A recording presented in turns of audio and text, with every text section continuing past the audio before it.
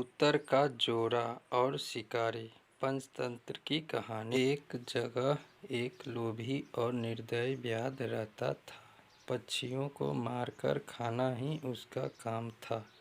इस भयंकर काम के कारण उसके प्रियजनों ने भी उसका त्याग कर दिया था।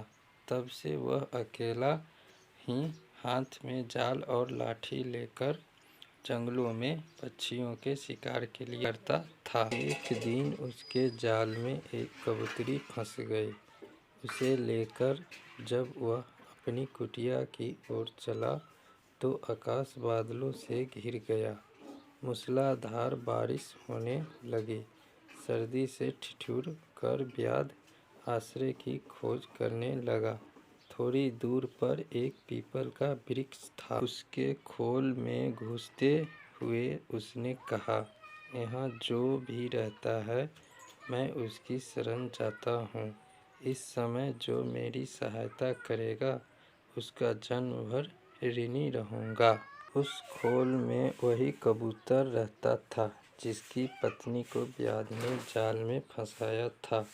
कबूतर उस समय पत्नी के वियोग से दुखी होकर विलाप कर रहा था। पति को प्रेमातुर पाकर कबूतरी का मन आनंद से नाच उठा। उसने मन ही मन सोचा, मेरे धन्य भाग है जो ऐसा प्रेमी पति मिला है। पति का प्रेम ही पत्नी का जीवन है। पति की प्रसन्नता से ही स्त्री जीवन सफल होता है। मेरा जीवन सफल हुआ, यह विचार कर वह पति से बोली, पतिदेव मैं तुम्हारे सामने हूँ। इस व्याध ने मुझे बांध लिया है। यह मेरे पुराने कर्मों का फल है। हम अपने कर्मफल से ही दुख भोगते हैं। मेरे बंधन की चिंता छोड़कर तुम इस समय अपने शरणागत अतिथि की सेवा करो।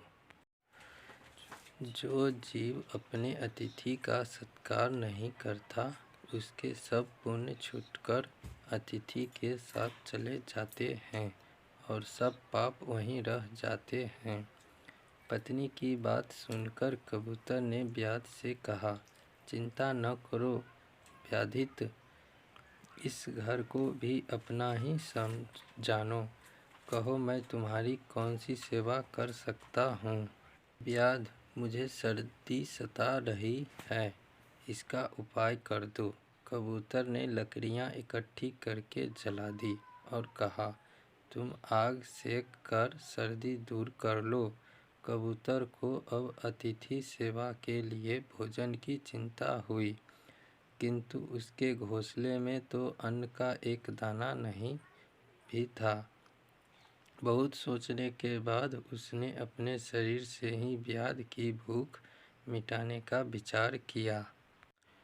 यह सोचकर वह महात्मा कबूतर स्वयं जलती आग में कूद पड़ा। अपने शरीर का बलिदान करके भी उसने व्याध के तर्पण करने का प्रण पूरा।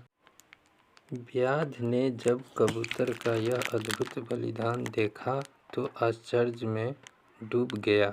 उसकी आत्मा उसे धिक्कारने लगी। उसी क्षण उसने कबूतरी को जाल से निकालकर मुक्त कर दिया और पक्षियों को फंसाने के जाल व अन्य उपकरणों को तोड़ फोड़ कर फेंक दिया। कबूतरी अपने पति को आग में जलता देखकर विलाप करने लगी। उसने सोचा, अपने पति के बिना अब मेरे जीवन का प्रयोजन ही क्या है। मेरा संसार उजड़ गया, अब किसके लिए प्राण धारण करूं। यह सोचकर वह पतिव्रत भी आग में कूद पड़ी। इन दोनों के बलिदान पर आकाश से पुष्प वर्षा हुई।